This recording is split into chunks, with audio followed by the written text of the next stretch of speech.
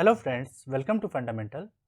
आज के इस लेक्चर में हम लोग 29 जनवरी का शिफ्ट 2 का पेपर को डिस्कस करेंगे और उसमें भी हम लोग आज सिर्फ टोटल 15 क्वेश्चंस को ही लेंगे। दैट इज़ आपका 61 टू 75, इसलिए आपका ये पार्ट 1 हो गया। नेक्स्ट जब हम पार्ट 2 लाएंगे तो उसमें बाकी 15 क्वेश्चंस को भी डिस्कस कर लेंगे। अब आज के इस लेक्चर में ऐसा हम क्यों कर रहे हैं? बिकॉज फ्रेंड्स, अगर आप जब इस सारे क्वेश्चंस को देखेंगे तो कुछ क्वेश्चंस ऐसे हैं जिनमें थोड़ा एक्सप्लेनेशन की ज़रूरत है। बिकॉज अगर हम उसको शॉर्ट में बता के आगे निकल गए तो आपका मे बी कॉन्सेप्ट क्लियर नहीं होगा। इसलिए हम चाह रहे हैं कि थोड़ा अच्छे से डिस्कस कर लिया जाए। ऑब्वियस सी बात है, समय ज़्यादा लग जाएगा, तो हो सकता है वीडियो 1 घंटे का भी हो जाता, इसलिए हम इसको 2 पार्ट में कर दिए हैं। एंड एज यूजुअल हम क्या करेंगे कि सभी आंसर्स को हाईलाइट कर दिए हैं ताकि आपको पीडीएफ के थ्रू आपको रिवीजन में हेल्प हो। जैसे आप इसी क्वेश्चंस को देखिए तो इसमें देखिए ये 3 मेटल जो दे रखा हुआ है, इनके बारे में कुछ 4 स्टेटमेंट दे रखे हैं, हमें इन बताना है कि कौन सही है या गलत है। तो अगर आपको निमोनिक से याद कराएं तो आप याद कीजिए ये कौन सा ग्रुप का है। जिंदगी कठिन होगी, देख रहे हैं ये वाला। अब जैसे इसमें एक स्टेटमेंट जो है इंथैल्पी ऑफ एटमाइजेशन के बारे में पूछ रहा है। अगर आपको हम शॉर्ट में अगर हम जस्ट बोल दें कि enthalpy of atomization is proportional to number of unpaired electron, यानी जितना ज़्यादा अनपेयर्ड इलेक्ट्रॉन होंगे उतने ज़्यादा इंथैल्पी ऑफ एटमाइजेशन होगा, और जितना कम अनपेयर्ड इलेक्ट्रॉन होंगे उतना कम इंथैल्पी ऑफ एटमाइजेशन होगा। बट इससे कुछ समझ में आया? जस्ट एक मालूम होना चाहिए कि हाँ ऐसा होता है। अगर एग्जाम्पल के तौर पर आप देखिए स्कैंडियम से अगर आप जिंक तक आएंगे तो नंबर ऑफ अनपेयर्ड इलेक्ट्रॉन्स घट रहा है, बिकॉज देख रहे पेयरिंग हो रहा है। पहले ये क्या था, 3d8 में कुछ अनपेयर्ड था, अब देखिए ये 3d10 हो गया, तो पेयरिंग होने के कारण नंबर ऑफ अनपेयर्ड तो घट गया ना। तो अगर हम डायरेक्टली बोल दें कि चलिए ठीक है, लेफ्ट टू राइट क्या हो रहा है, नंबर ऑफ अनपेयर्ड इलेक्ट्रॉन घट रहा है, इसलिए इंथैल्पी ऑफ एटमाइजेशन घट रहा है, इस बेसिस पे हम कह सकते हैं कि दे exhibit high enthalpy of atomization, जो कि फॉल्स हो गया। लेकिन थोड़ा एक्सप्लेन भी तो कर दे कि ऐसा क्यों हो रहा है। इसके लिए आपको मेटालिक बॉन्ड के बारे में मालूम होना पड़ेगा, तभी आप एटमाइजेशन के बारे में कह सकते हैं। तो थोड़ा शॉर्ट में समझते हैं। देखिए मेटालिक बॉन्ड यानी मेटल्स में जो बॉन्ड एग्जिस्ट करता है, अब वो बॉन्ड कैसा होता है। देखिए हम जानते हैं कि मेटल्स में जो भी एटम्स मौजूद होते हैं, अगर हम इसको बोले शॉर्ट में, मान लेते हैं ये सोडियम मेटल है, तो उस सोडियम मेटल में क्या होगा, सारे एटम्स है ये सोडियम के खुद के, तो एटम में न्यूक्लियस होता है और उसके वैलेंस इलेक्ट्रॉन भी होंगे। तो देखिए न्यूक्लियस है और वैलेंस इलेक्ट्रॉन है। तो मेटालिक बॉन्ड में हम लोग क्या पढ़ते हैं, ये न्यूक्लियस इस इलेक्ट्रॉन के साथ इंटरेक्ट कर रहा है, सिमिलरली ये न्यूक्लियस भी इस इलेक्ट्रॉन के साथ इंटरेक्ट कर रहा है, but at the same time ये वाला एटम का न्यूक्लियस दूसरे वाले के इलेक्ट्रॉन के साथ भी इंटरेक्ट कर रहा है, एंड लाइकवाइज इधर भी वैसा ही हो रहा है। इसका मतलब हमें यह समझ में आ रहा है कि मेटालिक बॉन्ड में क्या होता है, इलेक्ट्रोस्टैटिक इंटरेक्शन हो रहा है, और जिसमें आप ये कह सकते हैं कि अगर नंबर ऑफ अनपेयर्ड इलेक्ट्रॉन ज़्यादा होता तो अभी एक इंटरेक्शन हो रहा था, अभी एक और इंटरेक्शन, 2 इंटरेक्शन हो जाता, तो इंटरेक्शन बढ़ जाता, तो मेटालिक बॉन्ड स्ट्रांग हो जाता। क्लियर है? तो मेटालिक बॉन्ड क्या है, बेसिकली इंटरेक्शन है, तो नंबर ऑफ अनपेयर्ड इलेक्ट्रॉन्स ज़्यादा होंगे तो इंटरेक्शन बढ़ेगा। अब एटमाइजेशन क्या कहता है, नाम से पकड़िए, हमें उनको एटम्स के फॉर्म में लाना है। यानी इसमें अगर हम आपको हाइपोथेटिकली कहें कि ये 4 एटम्स है, तो इन चारों को अलग अलग करके हमें एटम्स के फॉर्म में ले आना है, तो हमें इंथैल्पी देना पड़ेगा, एनर्जी देना पड़ेगा। कितना एनर्जी देना पड़ेगा वो डिपेंड करेगा कितना स्ट्रांग बॉन्ड है। तो आप समझ रहे हैं ना, अगर इंटरेक्शन ज़्यादा है, बॉन्ड बहुत स्ट्रांग है, तो बहुत ज़्यादा एनर्जी देना पड़ेगा। और बॉन्ड स्ट्रांग कैसे हो पा रहा है, because number of unpaired electron ज़्यादा होते हैं, तो बॉन्ड स्ट्रांग हो जाता है। अब आप समझ रहे होंगे कि क्यों जब left to right number of unpaired electrons घट रहे हैं तो बेसिकली मेटालिक बॉन्ड का स्ट्रेंथ घट रहा है, इसलिए इंथैल्पी ऑफ एटमाइजेशन भी कम होता है। अगर आप उसको एनसीईआरटी के ग्राफ से देखिए तो देखिए ऑल्दो ग्रेजुअल चेंज नहीं होता है, बट इंक्रीज कर रहा है फिर डिक्रीज कर रहा है, बट क्रक्स बोले तो लेफ्ट टू राइट एक डिक्रीज करता है। क्लियर हो गया? सो यही लॉजिक है कि बेसिकली लेफ्ट टू राइट क्या होता है, नंबर ऑफ अनपेयर्ड इलेक्ट्रॉन घट रहे हैं, जिसके कारण मेटालिक बॉन्ड का स्ट्रेंथ घट रहा है, उसके कारण इंथैल्पी ऑफ एटमाइजेशन घटता है। और ये आप ग्राफ से भी समझ गए। और ये जो आप लैटिस देख रहे हैं, बेसिकली मेटल्स आपस में इंटरेक्ट कर रहे हैं इनके एटम्स, इसलिए तो ये एक लैटिस बना पाता है, और बेसिकली हमें इन्हीं दोनों को तो अलग अलग करके एटमाइजेशन करना है। क्लियर हो गया? तो इसलिए पहला स्टेटमेंट आप समझ गए कि high enthalpy of atomization for ZnCdHg गलत, बिकॉज अनपेयर्ड इलेक्ट्रॉन नहीं है या फिर कम है।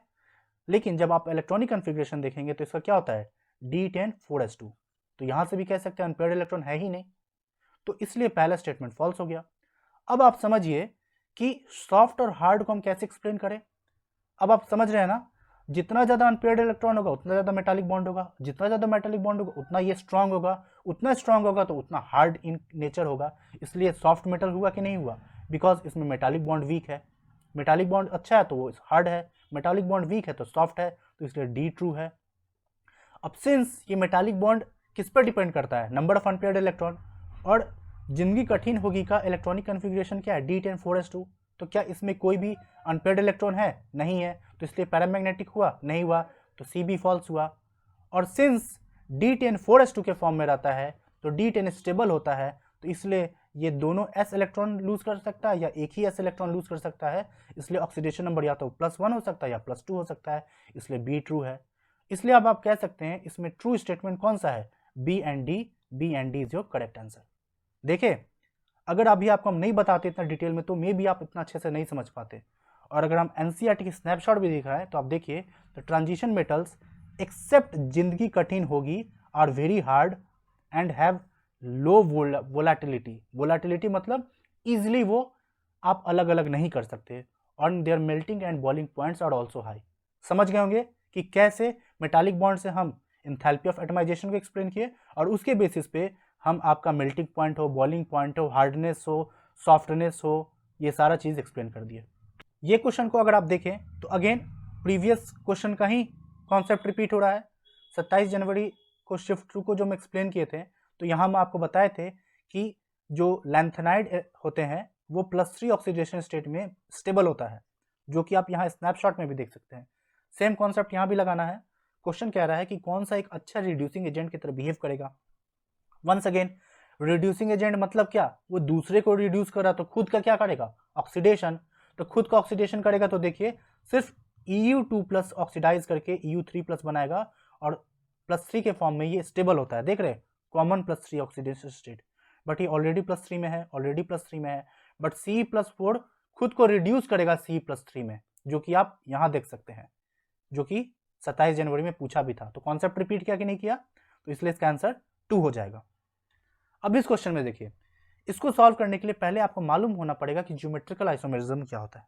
देखिए, अगर हम बेसिक्स बताएं तो अगर एक पाई बॉन्ड लेते हैं, तो अगर हम इसमें A लेते हैं, से फॉर ये B हो गया, ये A हो गया और ये B हो गया, तो ज्योमेट्रिकल आइसोमेरिज्म शो करने के लिए ये कार्बन से लगे दोनों ग्रुप डिफरेंट होने चाहिए, सेम नहीं होना पड़ेगा। क्यों नहीं होना पड़ेगा, बिकॉज ज्योमेट्री मतलब क्या हो गया, हमें लेंथ अगर हम कंपेयर करें से फॉर A B एंड अगर हम यहाँ पर B कर दे और यहाँ A कर दे, तो ज्योमेट्री हम कैसे बोलते हैं, इनके बीच का डिस्टेंस देखिए L1 है और इनके बीच का डिस्टेंस L2 है, तो L1 L2 अलग अलग है। क्यों है, बिकॉज हम कंपेयर कर पा रहे हैं। लेकिन अगर हम आपको बता दें ये भी A है, ये भी A है और ये A है, ये B है, तो अब हम अगर आप यहाँ से कह रहे हैं ये दोनों L1 है तो बेसिकली सिस है, और अब हम कह दें A है और ये B कह देते हैं, अभी भी A है, तो आप कैसे कह पाएंगे कि हम इसी के बेसिस पे कह रहे हैं, अभी भी तो इसके सिस हो गया ना। इसलिए दोनों ग्रुप डिफरेंट होने चाहिए। तो देखिए CHBr है, बट अगर आप इधर आते जाएंगे तो देख रहे हैं दोनों ग्रुप सेम होते जा रहा है। यहाँ भी दोनों ग्रुप सेम है, यहाँ पर HBr अलग अलग है, बट इधर देखिए 1 2 ये एज ए होल ग्रुप अलग है और ये एज ए होल ग्रुप अलग है, इसलिए ज्योमेट्रिकल आइसोमेरिज्म इसमें आएगा। 1 सेकंड, इसमें दोनों सेम हो गया इसलिए ये भी गलत हो गया। क्लियर है। अब देखिए आयनाइजेशन एंथैल्पी बताना है, तो अगर हम बोले कार्तिक शिव गणेश एंड पार्वती, जितना हमें लिखना है शॉर्ट में उतना ही लिखते हैं। तो कार्बन और सिलिकॉन हो गया।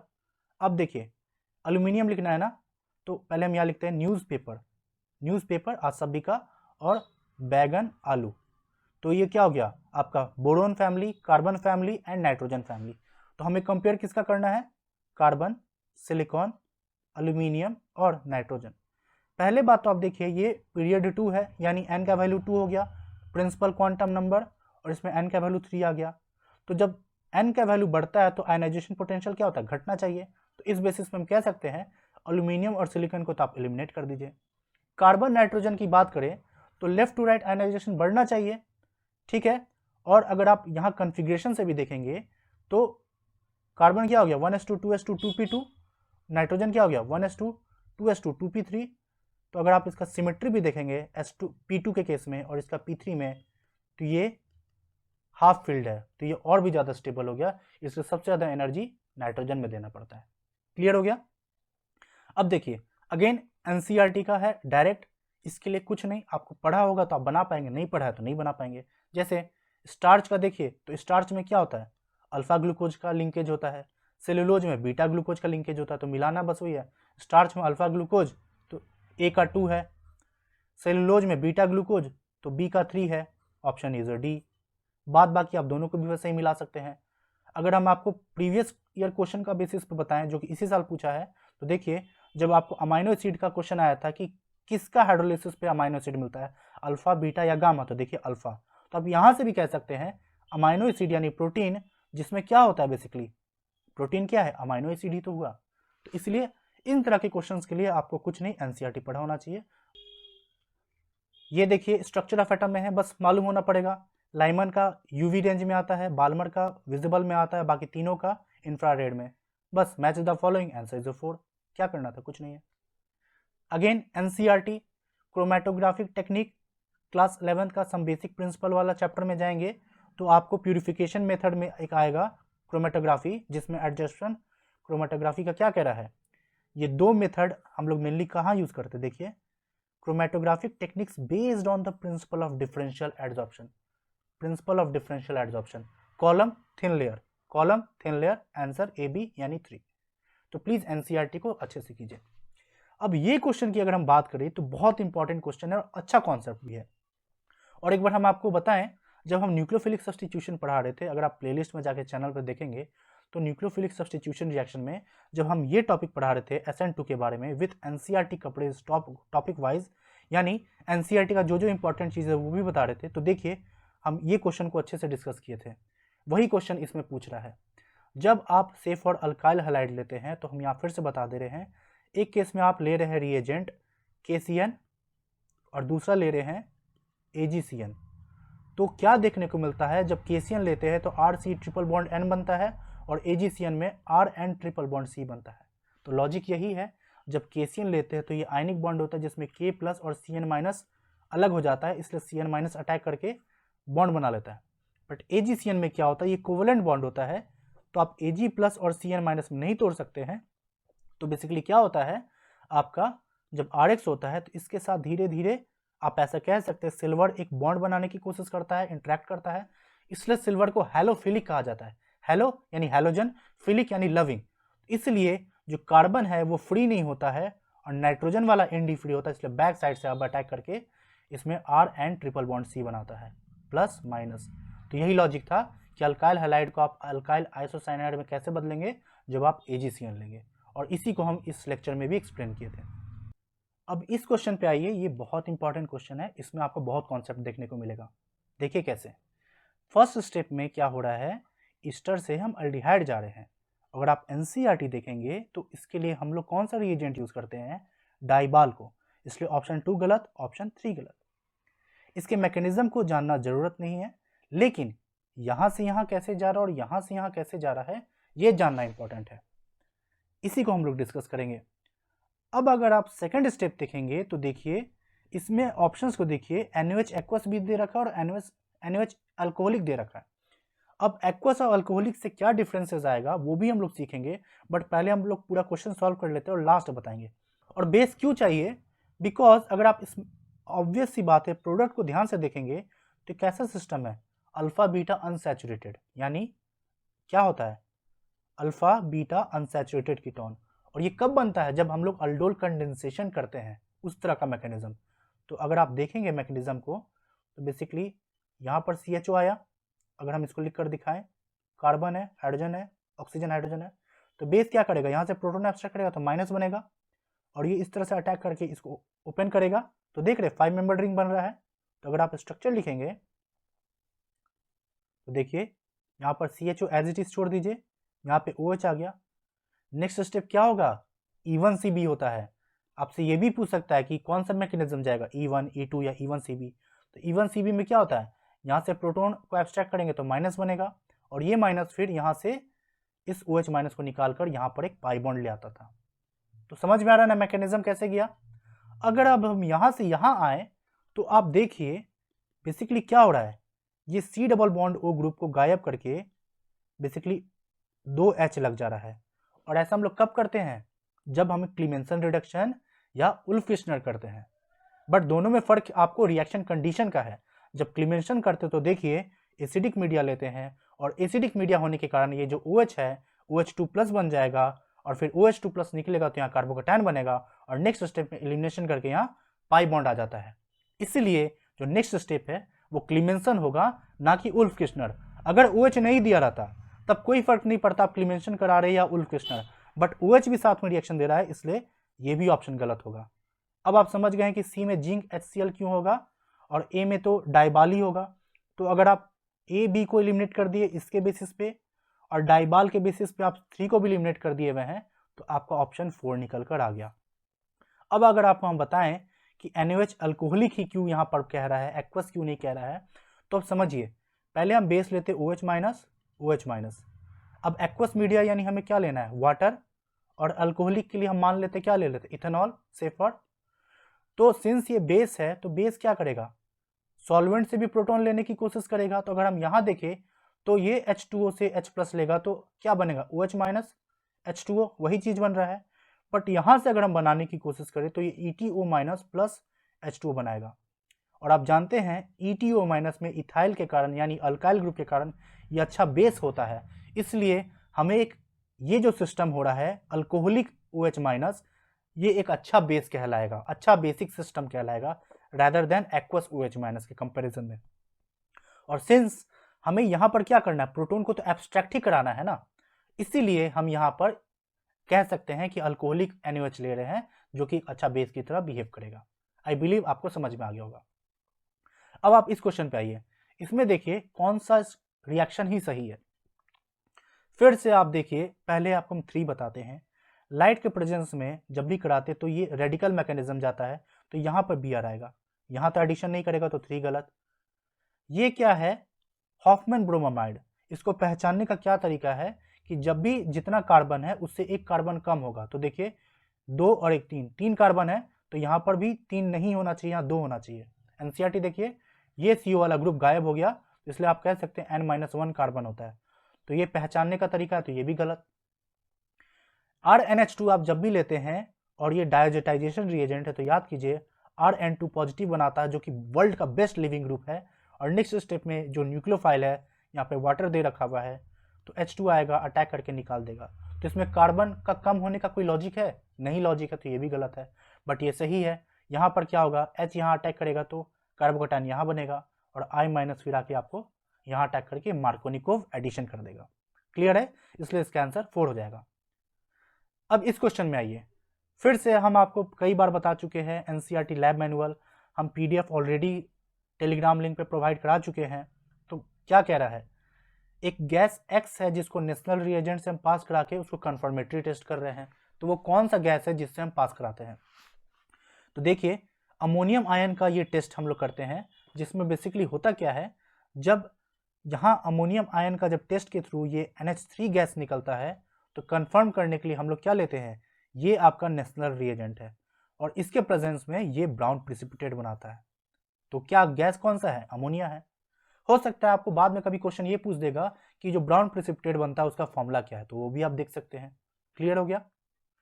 अब आइए इस क्वेश्चन पे, इसमें बताना है fluorine has most negative electron gain enthalpy, यानी ग्रुप 17 और ग्रुप 16 का हमें इलेक्ट्रॉन गेन एंथैल्पी देखना है। देखिए हैलोजन का तो हम लोग कई बार पढ़ते तो हमें रटा ही जाता है कि क्या होता है, क्लोरीन, फ्लोरीन, ब्रोमीन, आयोडीन। तो इस बेसिस पे आप कह सकते हैं कि फ्लोरीन का सबसे ज़्यादा होगा गलत, लेकिन हो सकता है आप ग्रुप 16 का भी नहीं जान रहे होंगे। बट अगर आप NCERT देखेंगे तो साफ साफ कह रखा है कि ग्रुप 16 में क्या होता है कि ऑक्सीजन का सबसे लिस्ट होता है। तो देखिए अगर आप -141, बट सभी में देख रहे हैं इससे ज़्यादा ही है, तो इस बेसिस पे आप कह सकते हैं oxygen has least electron negative gain enthalpy, तो इसलिए सेकंड ट्रू है एंड फर्स्ट फॉल्स है। Once again Reimer Tiemann reaction, ये तो बहुत फेवरेट हमको लगता है, कई बार पूछ चुका है, तो इसलिए आप इसको देख ही लीजिए फिर से। बेसिकली क्या है, वंस अगेन फेनॉल ले रहे हैं, क्लोरोफॉर्म NaOH ये ले रहे हैं, कई बार आपको बता चुके हैं इसके प्रेजेंस में क्या होगा, डाइक्लोरोकार्बन आपका इंटरमीडिएट बनेगा। और कई बार आपको पहले भी पूछ चुका है कि इंटरमीडिएट क्या बनता है, तो वो कार्बिन बनता है, तो इसलिए कार्बिन मैकेनिज्म जाएगा, ये भी क्वेश्चन बन सकता है। तो इससे इंटरमीडिएट आपका क्या बन रहा है, देख रहे हैं, O- के फॉर्म में रह रहा है, और फर्दर जब हाइड्रोलाइसिस करते हैं तो CHO आ जाता है। तो बेसिकली इस क्वेश्चन का क्या कहना है, कंफ्यूज क्या करना चाह रहा था, यहाँ से यहाँ आप देखेंगे तो अभी भी बेसिक मीडिया है, तो यहाँ से यहाँ आने के लिए हमें एसिडिफाई करके O- से OH देना है। तो आप कंफ्यूज किधर हो सकते हैं, आप सोचेंगे अच्छा ये रीमर टीमर तो हो गया, फर्दर हाइड्रोलाइज कर रहा है एसिडिक मीडिया में, तो आप कंफ्यूज होके ऐसा नहीं, इसको ऑक्सीडाइज करके आप एसिड बना दे जो कि सैलिसाइलिक एसिड हो जाएगा। इसलिए इसमें ट्रिक यही है कि अगर आप प्रॉपर एनसीईआरटी पढ़े होते तो आपको मालूम होता कि लास्ट स्टेप में एसिडिफाई करके फेनॉक्साइड आयन से हम फेनॉल बनाते हैं, इसलिए H+ का यूज होता है। इसलिए 2-हाइड्रोक्सीबेंजल्डिहाइड जो कि आपका सैलिसल्डिहाइड होता है, इसलिए इसका आंसर 1 हो गया। ये क्या है हमें बताना है, ये रिएजेंट दे रखा हुआ है। पहली बात ये सैंडमियर है, पहचानने का तरीका क्या है, गेटरमैन रिएक्शन में कॉपर 0 स्टेट में होता है और सैंडमियर में +1 में होता है। तो अगर आप इसका ऑक्सीडेशन स्टेट देखेंगे तो ये +1 है। तो एक क्वेश्चन ये पूछ सकता है कि कौन सा रिएक्शन है, नेम रिएक्शन। दूसरा ये डाइजेटाइजेशन है जिससे HNO2 निकलता है। और अगर आप देखें पीछे किसी क्वेश्चन में HNO2 डायरेक्ट दे रखा था, if I am not wrong, देखिए HNO2 डायरेक्ट दे रखा था, और इस क्वेश्चन में HNO2 बनाना है जो कि इससे बनता है। और आपको फिर से बता रहे हैं, मालूम क्या है, यहाँ से आपका क्या बनेगा प्रोडक्ट, अगर आप देखेंगे N2+ और Cl-। अब यहाँ से क्या हो रहा है, ये जो Cl- है इसके जगह आके लग जा रहा है। तो बेसिकली क्या हो रहा है, एरोमेटिक रिंग पे न्यूक्लियोफिलिक सब्स्टिट्यूशन रिएक्शन। सो अगर हम आपको टोटल क्रक्स बताएं जो एरोमेटिक रिंग पे इस तरह का सब्स्टिट्यूशन कराते हैं, तो आप 3 तरीके से करा सकते हैं। एक डाइजोनियम सॉल्ट के बेसिस पे, जिसको आप समझ ही गए, गेटरमैन और सैंडमियर रिएक्शन कराते हैं। और दूसरा है एक एडिशन एलिमिनेशन होता है और एक एलिमिनेशन एडिशन होता है। एलिमिनेशन एडिशन में आप पढ़ते ही ये बेंजाइन मैकेनिज्म होता है, और एडिशन एलिमिनेशन में जो आपको हम कई बार बता चुके हैं, अगर हमको मान लीजिए यहाँ पर सब्स्टिट्यूशन कराना है तो हम यहाँ पर NO2 लगा दिए, यहाँ पर NO2 लगा दिए, अब हम इसका सब्स्टिट्यूशन करा सकते हैं। और कई बार क्वेश्चन ऐसे भी पूछ लेता है, फ्लोरीन, क्लोरीन, ब्रोमीन, आयोडीन किस केस में फास्ट होगा, सेम कॉन्सेप्ट एलिमिनेशन एडिशन में पूछ लेता है। तो क्रक्स यही है, जब कभी भी एरोमेटिक रिंग पे न्यूक्लियोफिलिक सब्स्टिट्यूशन कराना है तो आप इन 3 मेथड से करा सकते हैं। देखिए हमें बताना है पीके वैल्यू, और ये सारे कंपाउंड दे रखे हैं। तो एक बात आप समझते ही है, जितना ज़्यादा पीके वैल्यू होगा उतना घटिया एसिडिक होगा, यानी जितना अच्छा एसिडिक कैरेक्टर होगा उतना घटिया पीके वैल्यू होगा। ठीक है, तो देखिए अब आप देखिए पैरानाइट्रोफेनॉल, मेटा और फेनॉल, सबसे स्ट्रॉन्ग एसिड पैरानाइट्रोफेनॉल होगा, तो सबसे कम पीएच पीके वैल्यू होगा, तो 7.1, डी का 3। फिर मेटा आएगा, बिकॉज फेनॉल में तो कुछ लगा नहीं है, ऑल्दो यहाँ -R से काम कर रहा है, बट मेटा में तो सिर्फ और सिर्फ -I ही काम करेगा, इसलिए पैरा के बाद मेटा होगा। तो आपका मेटा का हो गया 8.3, यानी सी का 4। तो ऑप्शन देखिए सिर्फ डी में रखा 4 में। फिर आप कह ही सकते हैं फेनॉल, इथेनॉल में फेनॉल का होगा, इसलिए फेनॉल का 10 है, तो देखिए बी का 1 है और इथेनॉल का 15.9, तो ए का 2 है, hence is your answer. So friends यही कुछ 15 क्वेश्चंस थे। नेक्स्ट वीडियो में हम लोग इसका सेकंड पार्ट लेके आएंगे। सो आपको ये लेक्चर कैसा लगा और एक्सप्लेनेशन कैसा लग रहा है, प्लीज़ कमेंट में जरूर बताइएगा।